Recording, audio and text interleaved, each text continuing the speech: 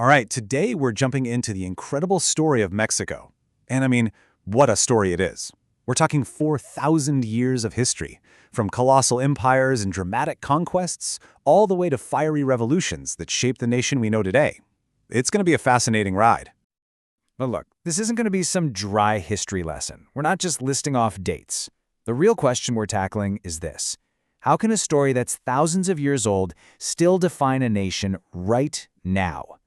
How do those echoes of ancient empires and those earth-shattering revolutions still shape the politics, the culture, and the very identity of Mexico today? It's a history that is absolutely alive. So, where do we even begin? Well, our story starts way back in ancient Mesoamerica. This place was a real powerhouse of civilization.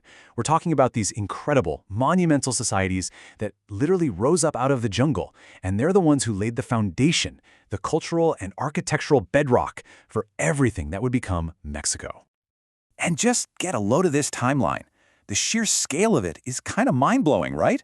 The Olmec civilization, they got started almost 4,500 years ago.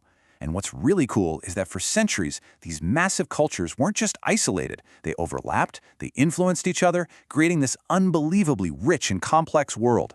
And all of this was happening long, long before any Europeans ever set foot on the continent. So, who were these ancient giants? Well, first up, you've got the Olmecs. People often call them the mother culture of the region. Their claim to fame? These massive carved stone heads, we're talking huge, that were probably portraits of their kings. Then you have the Mayans. These guys were absolute masters of astronomy. They developed a calendar that was just astonishingly precise. And finally, the Aztecs. They built the incredible capital city of Tenochtitlan and were a seriously powerful military empire. But this vibrant, complex Mesoamerican world, it was on the verge of being changed forever. Because in 1519, everything shifted. Spanish ships appeared on the horizon, and they brought with them a new era of conquest that would, quite literally, change everything. And what happened next was a true collision of worlds. Think about it. On one side, you have the mighty Aztec Empire, with its jaw-dropping capital city. And on the other, a pretty small force of Spanish conquistadors led by Hernán Cortés. Now sure, the Spanish had some tech advantages, but their real secret weapon was strategy. They were smart enough to forge alliances with local groups who were, let's just say, not big fans of Aztec rule. The fallout from this conquest was, well, it was massive. The fall of Tenochtitlan in 1521 wasn't just the end of a battle, it was the beginning of 300 years of Spanish rule. The whole territory gets a new name, New Spain.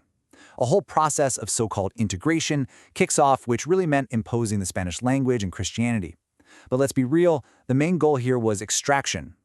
New Spain became a giant engine of wealth, just funneling unbelievable amounts of silver and gold back to Spain.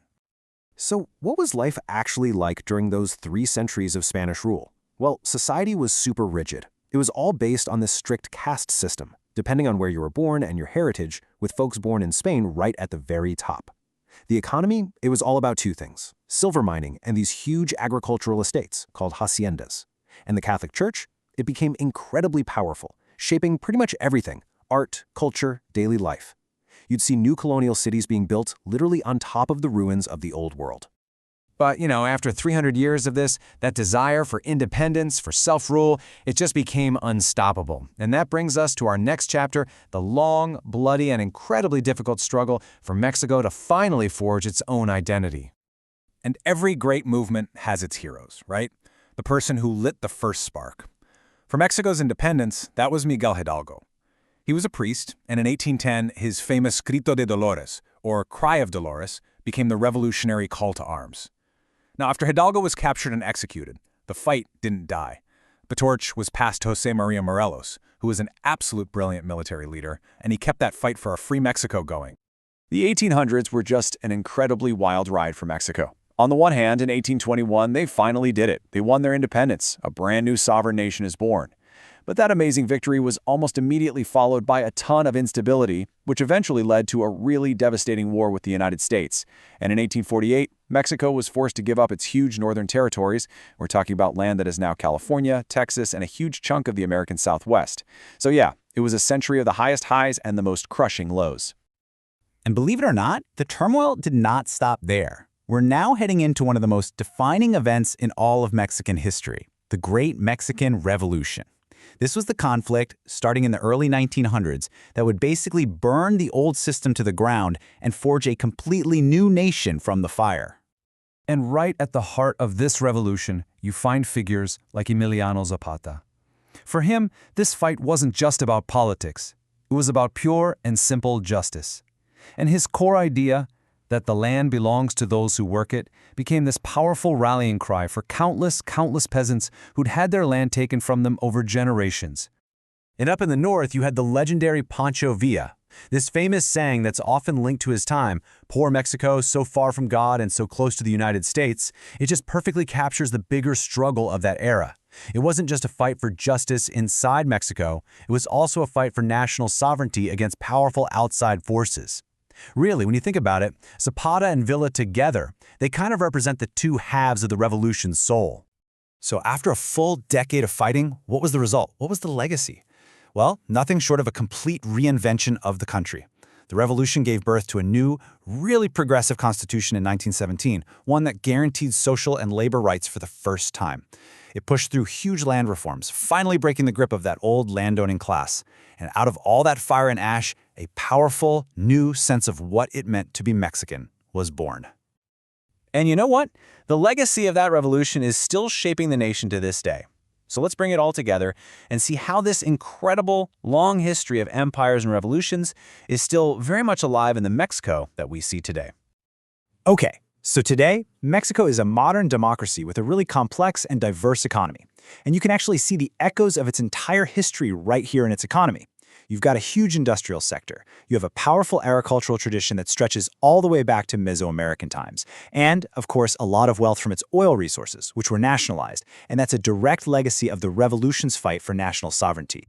When you really boil it down, Mexico is a place where the past isn't just something you read about in a book or see in a museum. It's alive. From its countless UNESCO World Heritage sites to its incredible festivals, history is everywhere. It's a country where you can see ancient pyramids sharing the skyline with modern skyscrapers. It's this constant, beautiful, visible reminder of deep history colliding with dynamic change. And that really leaves us with one final big question. We've seen that Mexico's story is one of constant, radical change, right? We've seen empires rise and fall, we've seen colonial rule get thrown off, and we've seen social revolution completely remake the nation.